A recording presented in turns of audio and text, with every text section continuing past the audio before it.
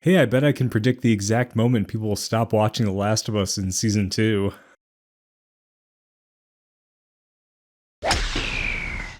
Oh, whoops, totally unrelated video clip. I didn't mean for that to be in there. That was supposed to be left on the cutting room floor. Editing error will not happen again. But anyways, hello everybody, welcome to today's video. And today I'm going to give you my thoughts on The Last of Us, the television series that's been airing on HBO Max. I'm going to talk about things I liked about it, things I didn't like so much about it, and there are going to be spoilers in this. So if you're sensitive to spoilers or if you don't want to hear any of that, get out now and go watch the show. Otherwise, come on in. Welcome. So if you played The Last of Us, The Last of Us Part 1, The Last of Us Remastered, if you've played The Last of Us, you know the story of this show.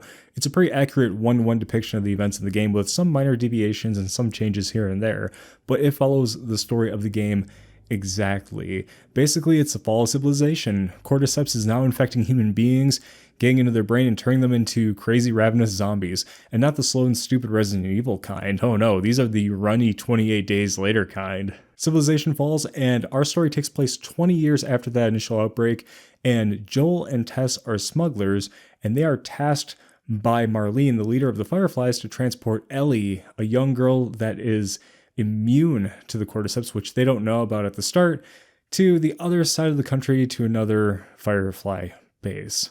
And that is a super quick Cliff's Notes version of the story, and the first thing I want to talk about is the presentation of the show. They did such an amazing job of telling the story of The Last of Us. Again, there were some minor deviations, we'll go over that here in a little bit, but they did such an amazing job following the story of The Last of Us. And it's funny because we just came out of the age of horrible video game adaptations. I mean, there was always the Mortal Kombat movies from the 90s. There were the Resident Evil films by Paul W.S. Anderson, which he should never be allowed to direct anything ever again. And I felt like all hope was lost. But here we are in the future. A couple years ago, we had the totally awesome Mortal Kombat movie. We have this. We have the Super Mario movie coming out. I mean, this is the age of good video game adaptations, and I thought I would never see the day. The presentation in The Last of Us is pretty much identical to the game. There's beautiful visuals everywhere. There's nature reclaiming all the buildings. There's dilapidated streets everywhere, and you have people struggling to survive in the quarantine zones and out in the wilderness. And it really paints a bleak picture of what the world would look like after a massive outbreak like this. The atmosphere of the show is bleak and dark, and the running theme of the game, The Last of Us, is always hammering home that the greatest monster of all is us, is human beings. And you definitely see that with the scavengers, with the cannibals. You see that even in the quarantine zone. You see people cutting deals with Fedra troops. And just at its baseline, there's such great power struggles. There's so many great dynamics and so many morality checkpoints that you have to kind of think about as the story progresses. And I think it does that extraordinarily well. Because Last of Us isn't just an action game. It's not just a stealth game. It's a game that allows you to ask those deep questions about morality, especially when things like Joel's past come into play. And speaking of Joel, let's talk about the casting for this. I thought that Pedro Pascal as Joel and Bella Ramsey as Ellie were good. They were good. I would not say great, because even after this show has ended, I still feel like Troy Baker and Ashley Johnson did a much better job at portraying Joel and Ellie. Not because of bias towards the game or anything, but I just felt like they had a lot better emotional delivery for the scenes they were portraying. I feel like with Joel and Ellie, they kind of just had they had like a baseline of just monotony, and then they just got mad, especially with Ellie. And I know that the internet was very heavily calling for the recasting of Bella Ramsey, and I know that the writers and the director of the show said that they would not recast Bella Ramsey unless she decided to leave. And hopefully this doesn't lead to some kind of weirdo cyberbullying crap where they try to get rid of her that way.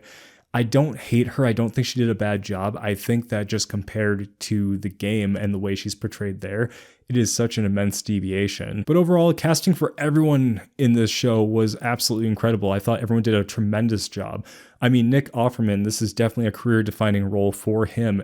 All you have to say is episode 3, and anyone who's seen it is just going to go crazy at how good that one was. And of course, you have Murray Bartlett playing Frank in that episode as well. And just episode 3 is worth seeing the entire show just for that alone. And of course, you have David, the kind of cannibal leader, played by Scott Shepherd, and he does such a menacing, great, incredible job of portraying him. It's just For those 2 episodes alone, I would highly recommend watching this show. Again, some minor things aside with Joel and Ellie and the way they act compared to their gaming counterparts, I do think they did a good job. I am not trying to hate on them at all, and I think the casting overall for this show was absolutely solid. And speaking of side characters, something this show does extraordinarily well is elaborate more on these characters that were just side characters in the game. You might have seen them for an hour or maybe even less in the game. People like Bill, people like David, and even Tommy. You do see Tommy more in the game, but just the way that their communities are fleshed out, their relationships with Joel, and just all the conflict they endure, it's fleshed out so well to the point where it made some of the side stories more interesting than the main story. And I'll come back to that when I talk about things that I wasn't really a fan of. But overall, the storytelling in this show I felt was just as good as the storytelling in the game. And the last thing that I definitely want to praise is the violence in the show. Now you might think, wow, that's kind of psychotic. Why would you praise the violence? Because I feel like a lot of modern media really shies away from showing violence, especially when it comes to guns and media. And it's very obvious why, and I'm not going to knock it. You know, the world does have gun problems all over the place, but I think it is integral to storytelling, just like gore has its place, just like profanity has its place. And here, I think they depicted the violence of the situation extraordinarily well. It was refreshing to see very brutal, and I would almost call it very honest combat when it comes to people fighting for their lives. It really showed the blood. It really showed the intensity. It showed the fear. And I think that comes down not only to the makeup artists and the visual effects artists, but that also comes down to the actors and actresses in the show. Again, praising them because they did a good job. Now we come to the part of the review where I give some criticisms, and this by no means is me saying that the show is trash. I'm just saying there are some things I noticed during my watch through of it that I wanted to definitely highlight here in this video. And the first thing I want to talk about is the lack of infected. Now, there are infected in this. Obviously, the first episode's riddled with them. There are fights with the infected. There just weren't as many as I thought there would be. Now, this isn't meant to be a nonstop action throat ride. There is a story to tell. But I think that could have also been helped by alleviating some of those quieter moments with some more action elements, just to kind of keep things moving along. I mean, there's a difference between having something that's meant to be in the game and then translating it to the screen almost to its detriment. I don't need to see them raiding every single cabinet. I don't need to see them going into a random basement to kill one lowly infected just to have that be a very minor plot point. It would have been great to see a lot more of things like the communication amongst the vines to where there are dormant infected that raise up. I would have liked to have seen that more. I mean, there was one clicker scene, one bloater scene, and then that was kind of it. I know the story isn't about the infected exclusively, but just because the show is called The Last of Us doesn't mean that there aren't more people than just you in it. It would have been nice to see more of the reason behind the devastation rather than just the devastation. Something else I have to criticize is something that I was actually praising just a moment ago, and that is the side stories. Now, again, maybe it is because I'm a little biased towards the video games, maybe because I am more interested in hearing stories I haven't heard before, but I was definitely enjoying some of the side stories in the show a lot more than the actual main story. That might be partially because I know what's going to happen coming up. But basically all the side stories, except for the whole Kathleen story arc, were really good. And honestly, that's a criticism in and of itself. I don't know what the hell the deal was with Kathleen. I mean, I don't know how she became in charge of a militant group. She looked like a pissed off soccer mom who got the wrong order at Starbucks. And she definitely sounded like it too. There was like zero intimidation there. But I guess that made it all the more rewarding when Infected and the Bloater showed up. So there's that. And speaking of pacing and these side stories, it is great to show these side stories because it does expand on the lore, and it does show that essentially with this show, you don't necessarily need to always follow the story of Joel and Ellie, and then in the future, any other characters from The Last of Us Part 2. But at the same time, when the focus of your story is still Joel and Ellie, when you deviate from that and you have to come back to it days later or a week later, depending on when they air the episodes, you have to kind of go, oh yeah, that's right, that's where they were. And I get it, when you're playing the game, you're with these guys for hours and hours and hours to the point where it really reinforces where you're at and there's a lot more continuity. But in this show, it does benefit it, but also it's a detriment as well as far as the overall pacing goes. I think it would have been nice to have had a lot longer strings of episodes with Joel and Ellie and not have it broken up as much. But we only have 9 episodes in a season. I mean, the percentage of one episode affecting the entire line of them is going to be a lot higher. So that's something that's more easily forgivable, but I just felt like that did not help the pacing as much. And of course, we're going to go into huge spoiler territory. If you're still here, this is your final warning, but now we're going to talk about the ending of the show. And here we go. So it's just like the game. Joel has a binary choice. He can either save Ellie and run off, or basically allow the Fireflies to operate on her and hopefully figure out some kind of vaccine. And of course, he does save her. And my criticism with that isn't the ending itself, it's just the way it felt. It didn't really feel like it did in the game. And I think part of that is because of the pacing of the episodes. You are removed from their story to go hear someone else's and then come back to Joel and Ellie. I think that might be part of it. But I think also it just didn't really feel like their relationship blossomed as organically as it did in the game. And I think a lot of that does come down to the overall acting of Pedro Pascal and Bella Ramsey. It's not bad acting, it just didn't feel the same.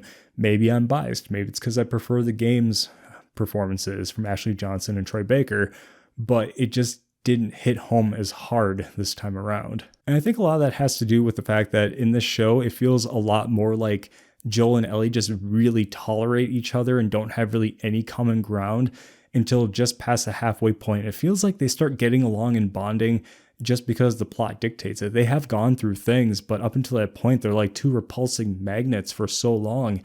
It just makes you kind of scratch your head. In the game, there's a lot more time to develop. You see a lot more of things happening to where it feels a lot more organic, that they're becoming more tightly knit. I just didn't really feel that with this show. And maybe I'm missing something. Maybe I'm just biased towards different portrayals of the characters, but it just didn't feel the same for me. In the game, the connection felt a lot more organic because it showed Joel being able to let go of his past and allow his defenses to lower and to embrace his humanity and care about someone else again. Whereas in the show, it felt a lot more like Joel was afraid to lose Ellie, but it seemed a lot more like PTSD than anything. Again, maybe I'm missing something. Maybe it's just the way that I interpreted it from the acting, but that does not take away from the ending being good, the story being good. It's just, for me personally, it definitely didn't feel like it did in the game. So those omissions and criticisms aside, I would say that The Last of Us, the show on HBO Max, is a definite must watch. And it is one of, if not the best video game adaptation form of media that I've ever seen. It's a great one-to-one retelling of this overall story of The Last of Us. Again, it does take those deviations. It does make some changes for quality of life. And it's just an overall great story. If you love good apocalypse films or shows, if you love video games, if you just want a good show to watch, I cannot recommend The Last of Us enough. I am excited for season 2, even though we're probably going to deal with Abby and all that. But honestly, I want to see where they go with this. It may not be necessarily to a great place. I saw that Neil Druckmann has already addressed rumors or the potential of a season 2, saying that he doesn't really care about any of the negative criticism that came out during the time when Last of Us Part 2 came out.